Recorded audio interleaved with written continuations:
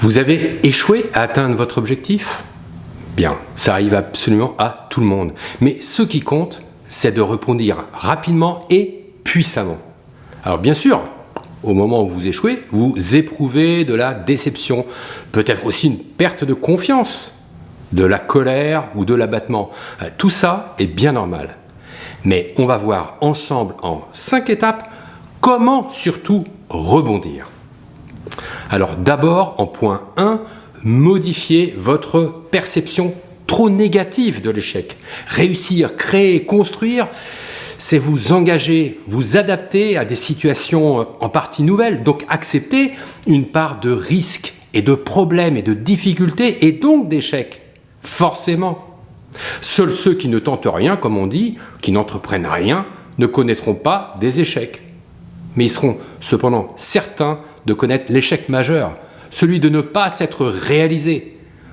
Et ça suppose sortir de sa zone de confort et donc connaître les échecs. Alors, vous qui vous engagez, votre échec, est-ce que vous ressentez qu'il est, à bien y regarder, si majeur que ça? Votre vie, elle est terminée? Est-ce que vous avez finalement seulement manqué un objectif ou peut-être même un sous-objectif ou un sous-sous-objectif? Relativisez. Alors en point 2, l'échec, c'est un feedback qui fait partie de toute dynamique de succès. Alors je vais d'ailleurs à ce sujet citer ce qui est l'une de mes devises les plus importantes, c'est celle de Nelson Mandela, devenu président de la République d'Afrique du Sud après, je crois, 27 ans de prison pendant l'apartheid. Et il disait « Je gagne ou j'apprends ». Il n'y a pas le mot échec dans cette citation. Il ne s'intéresse, Nelson Mandela, qu'à grandir, aller de l'avant. Alors ça passe ou bien, c'est pas que ça casse. C'est que nous écoutons le message que nous donne la vie pour aller encore mieux, aller de l'avant. L'échec, c'est donc un apprentissage, mais beaucoup plus puissant et profond et plus personnalisé que bien des cours universitaires.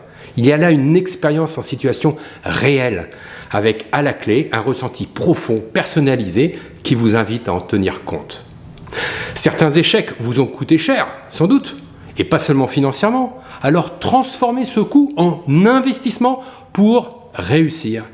Sachez qu'en général, plus cela vous aura coûté, plus vous pourrez retourner cette énergie comme au judo, là, en positif, pour avancer sur votre chemin de vie. Oui, un chemin de vie sans doute différent du chemin initial, parce que le chemin initial n'était peut-être pas exactement votre vrai chemin de vie. En troisième point, je vous invite à retrouver la confiance en vous en redonnant de la place à vos succès passés.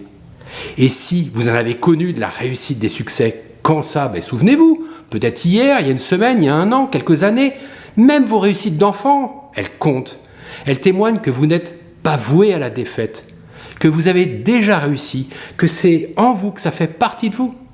Alors exhumez cette partie de vous, ne laissez pas la place au négatif.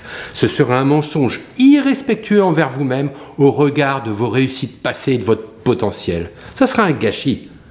Alors revivez cette énivrante sensation du succès qui va gonfler votre désir, celui de réussir, de trouver en vous l'alignement de la réussite. Quatrième point. Vos échecs vous invitent à vous reconnecter à vos valeurs, votre nature authentique. Il y a une vision plus juste du monde. La preuve est faite, votre action n'a pas porté les fruits attendus.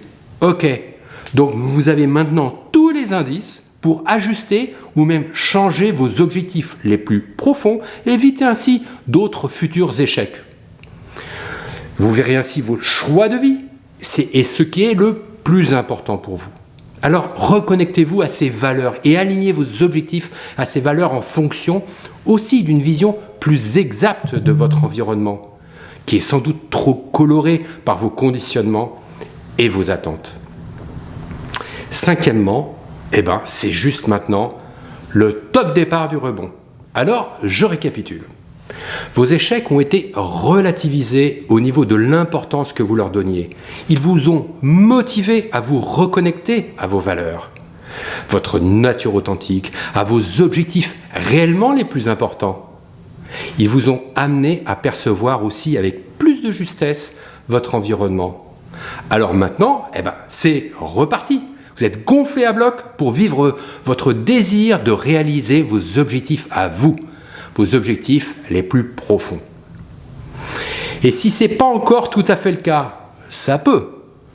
Alors faites comme les grands sportifs entrepreneurs, faites-vous accompagner pour aller plus loin dans cette démarche, aller plus profondément à la rencontre de vos valeurs et donc de votre désir de rebond. Pour aussi mieux gérer vos émotions qui vous permettront de voir plus clair, de mieux voir votre environnement. Visualisez vos nouveaux objectifs et donc vous familiariser avec ces nouvelles situations que vous allez vivre et entreprendre d'abord virtuellement et ensuite en réel. Et vous effacerez ainsi la plupart des freins qui entravent votre avancée. Et enfin, vous pourrez mettre en place des ancrages. C'est des gestes, des rituels qui vont vous connecter à l'énergie de votre succès, celle que vous avez déjà expérimentée, et vous le ferez chaque fois que vous en aurez besoin. Alors, vous pourrez trouver en description un lien qui me permettra de vous envoyer un complément d'information si vous voulez en savoir plus à ce sujet.